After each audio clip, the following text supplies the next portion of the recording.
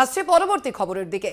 প্রতিদিনের মতোই আজও প্রচারে দিলীপ ঘোষ। বর্ধমানের 16 নম্বর ওয়ার্ডের সূর্যনগর মালির মাঠে জনসংযোগ সারলেন তিনি। এদিন বিজেপি প্রার্থীর কাছে স্থানীয় এক ব্যক্তির আবেদন, বর্ধমানে সেই অর্থে খেলার মাঠ নেই। সূর্যনগরের মাঠে একের পর এক বিল্ডিং উঠছে। ক্ষমতা পেলে এই মাঠটি বাঁচিয়ে রাখার আর্জি জানান দিলীপ ঘোষের কাছে।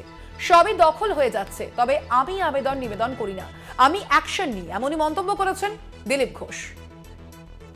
এ বিষয়ে আরো বিস্তারিত জানবো। ফোন লাইনে রয়েছেন আমাদের প্রতিনিধি আমজাদ আলী শেখ। আমজাদ, দিলীপ ঘোষের এই মন্তব্য মূলত কি আর্জি জানিয়েছিলেন সেই সাধারণ মানুষ দিলীপ ঘোষের কাছে, এবং তার পরিপ্রেক্ষিতে দিলীপ ঘোষই বা কি বলেছেন?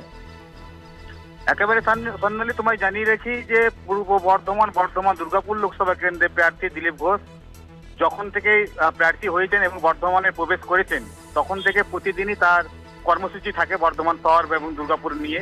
তাতে করে প্রতিদিনই তিনি প্রাতঃ ভবনে বেরোন এবং আজকেও সেরকম বেরিয়েছিলেন এবং সেখানে বেরিয়ে তিনি প্রাতঃ ভবন সারেন এবং পাশাপাশি যেসব মর্নিং ওয়াকিং করতে এসেছিলেন ওখানকার মহিলা পুরুষ তারা একটা আবেদন করেন এবং আবেদন করে জানান যে বর্ধমান শহরের বুকে সেরকম কোনো মাঠ নেই, তার মধ্যে বা মালির মাঠ, সূর্যনগরের একটি মাঠ, এই মাঠের মধ্যেই আমরা কার্যত এখানে মর্নিং ওয়াক করি বা এখানে রান বা অন্যান্য স্পোর্টসগুলো হয়।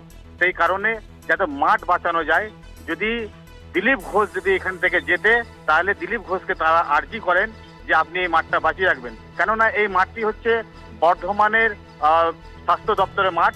ইতিমধ্যে বেশ কিছু মাঠকে তারা আবাসিক করেছেন এবং দপ্তরও করবেন এমনটা কিছু জানা যাচ্ছে।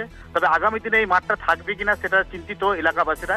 সেই জন্য দিলীপ ঘোষকে যখন আর্জি করেন তখন দিলীপ ঘোষবাবু জানান যে ইতিমধ্যেই রাজ্য সরকারের পক্ষ থেকে অনেক বিল্ডিং হয়েছে, অনেক স্বাস্থ্য ভবন হয়েছে, সবই ভেঙে পড়ে থাকছে, জানলা দরজা কিছুই থাকে না। সার্বিকভাবেই তারা যেন কবজা করে না নেয় সেদিকে তাকিয়ে আপনারা থাকবেন এবং আমরা আবেদন বা নিবেদন কিছু করি না, আমি সরাসরি অ্যাকশন করি, এমনটা কিন্তু মন্তব্য করেন স্বর্ণালী। ধন্যবাদ তোমাকে আমজাদ। এ বিষয়ে কি বলেছেন বর্ধমান দুর্গাপুরের বিজেপি প্রার্থী দিলীপ ঘোষ, শোনাবো। আমাদের বাংলায় প্রতিবাদ করা, আন্দোলন করা একটা ফ্যাশন আছে, কাজ কিছু হয় না, রাজনীতিক লাভ না।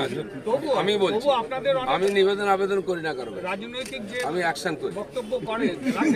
আমাদের বাংলায়